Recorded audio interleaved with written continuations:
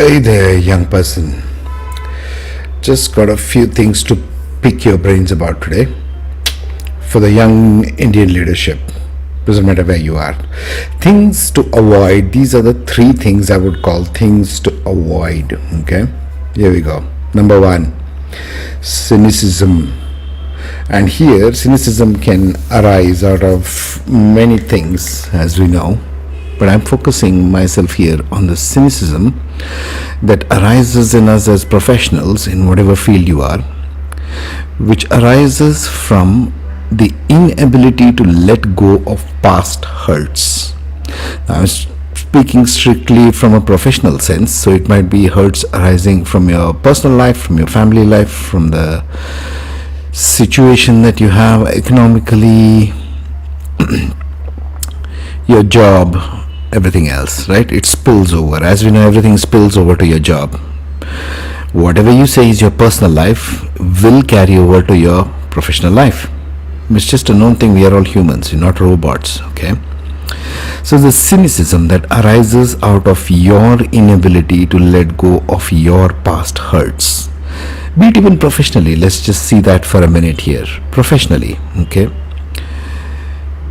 Experience is nothing, as we know very well, that experience is nothing but a whole set of bad experiences, right? You've had bad bosses, bad jobs, bad economic situations, bad subordinates, bad all kinds of things.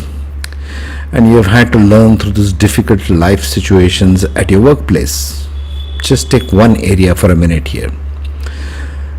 And so as you go through the professional life, as you go through your career, so to speak, you have accumulated all this baggage in your brain, right?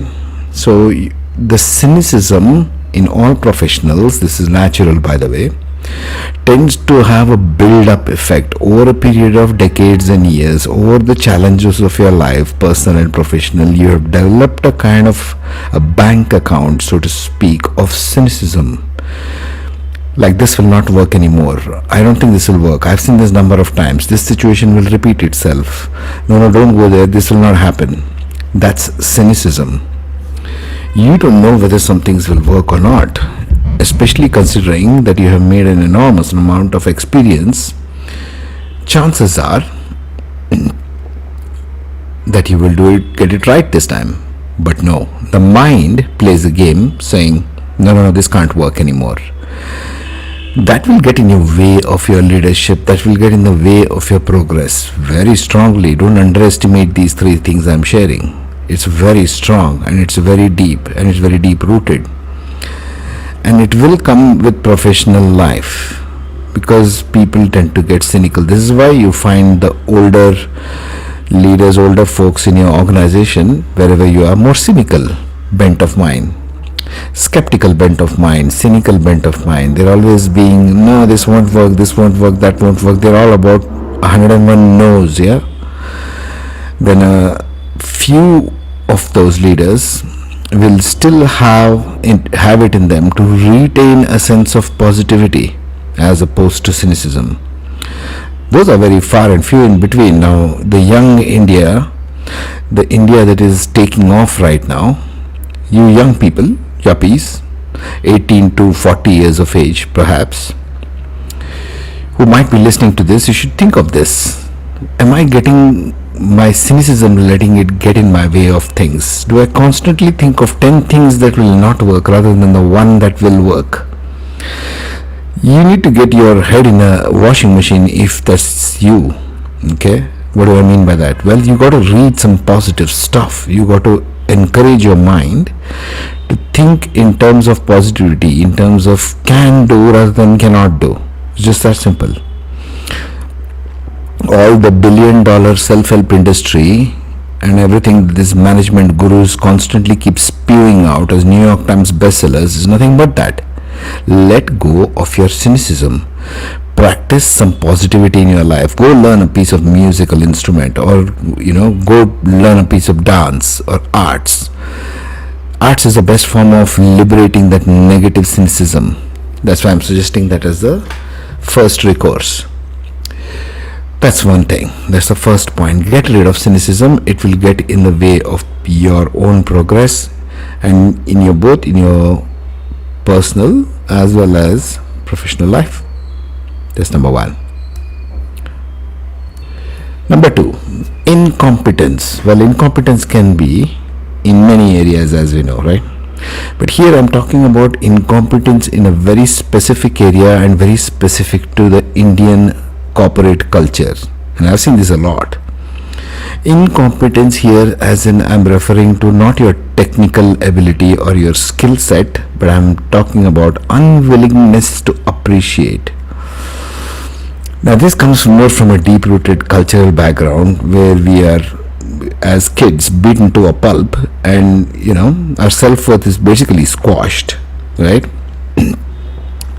From a very strict Spartan kind of disciplinary system by our parents, and it goes all the way up, right? You have to do this, you have to pass this exam, you have to become this, or you have to show this image. Now here comes along the younger generation who is very rebellious and who say, I'm not going to put up with this nonsense, I'm going to do whatever I want, which is good. I really appreciate that. So incompetence, meaning in this context, unwillingness to appreciate. Why don't you appreciate your people more than give all sarcastic remarks and what the person is not doing? You see, the Indian mind, especially of the older generation, is highly incompetent in the area of appreciation. They're very quick to list out a 50 set of things you did not do, you did not perform well, you did not do such a thing, annual appraisal, right? All of this stuff. It's very rare you find leaders in India right now who are more of the appreciative kind. Now these people have a better personal life also, I presume. You see, personal and professional kind of closely linked. I might say something on that to pick your brain some other time, but right now let's focus on unwillingness to appreciate, and that's the key word right there. Unwillingness. For how much ever nonsense you spew out in the name of giving annual feedback to your employee, you can equally appreciate them as well. It's just a choice, chief. You're making a choice. You're unwilling to appreciate the person. Try to pick 5 or 10 things to appreciate and keep quiet. Shut up. Don't say negative things to your employees as a boss. If you're a leader listening to this, learn to keep your mouth shut. You're not the be all and end all of everything or God's special creation, Mr. Leader. You need to learn to appreciate first. That's the first choice you need to make. This 360-degree feedback and all the yada yada that HR and administration keep inventing time and time again doesn't help, because the human being there at the end of the stick is still this cynical old cranky old man, right, who just wants to depreciate you, not appreciate you. So as young leaders, I submit to you that you need to develop a habit of more and more appreciation, because you are a younger generation. You learned a lot from the social media, haven't you, of other cultures, other countries, how they are doing. So like these two bright young man and bright young woman there in the picture. So I'm talking to you, people like you here. So you need to understand, please learn the art of appreciation. I know it didn't come from your parents very much. Okay, you got to cultivate this. Use the social media, use ChatGPT if you want. Okay, learn to appreciate. In what ways can I appreciate the most negative fellow or most negative employee there, right? Please learn to appreciate. That's number 2. Number 3, excess baggage. Now, among all the excess baggages that Indians typically carry, and there's a ton of it, this one pertains to self-worth from the culture. Now, what do I mean by this? There's lots of stuff going around in YouTube. I see that in YouTube about Indians wanting to gain a sense of self-worth. Okay, self-worth you cannot gain from your culture, as grand as it might be, as nice as it is, as much as the old Hindu Vedic tradition you want to claim. All that is very good, all that it just rocks. There's no problem with that. There's no problem with the Vedas, there's no problem with the Upanishads, there's no problem with Hindus either. It's just that you need to stop getting your sense of personal self-worth from such kind of things.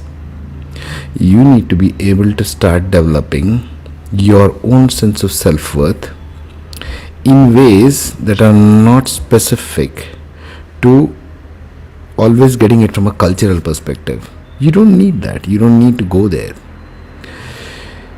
Where do you get it from, you might ask? Well, you get it from talents. Develop your talents, develop your skill sets. Like I said, go and tango with some man or a woman. Learn some new stuff. There is plenty of new art, dance, drama forms in India. It's rich as a culture with all this, right? Why do I always turn to liberal arts and liberal art forms? Because that is emotionally liberating from the trap of culture. If you're just going and ringing a temple bell 20,000 times a day or breaking coconuts or whatever, you won't be very smart, sir or madam, right? I'm talking to those two over there in my screen. So you need to understand self-worth should not come from culture. It should come from your innate talents, from your innate abilities, from your ability to shine as the person who you are, with all your warts and moons and all the rest of it. Okay, you need to get this, and you need to get this really good. Try this for size. Think about these things in your daily life, in your professional life, in your personal life, in your professional life. And I always do not separate professional and personal life. Why? Because 8 hours in a day, and if you have a career of 30-35 years, you are spending most of your time with your work colleagues. Please understand this very carefully. More of your life is professional than personal.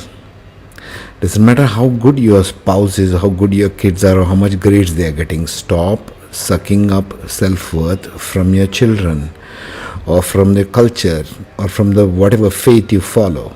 That's not going to work. That's not the way anything works. Okay? Young man, young woman, please understand this deeply and hopefully try to use it and become a better leader, because India needs you. Take care, be safe.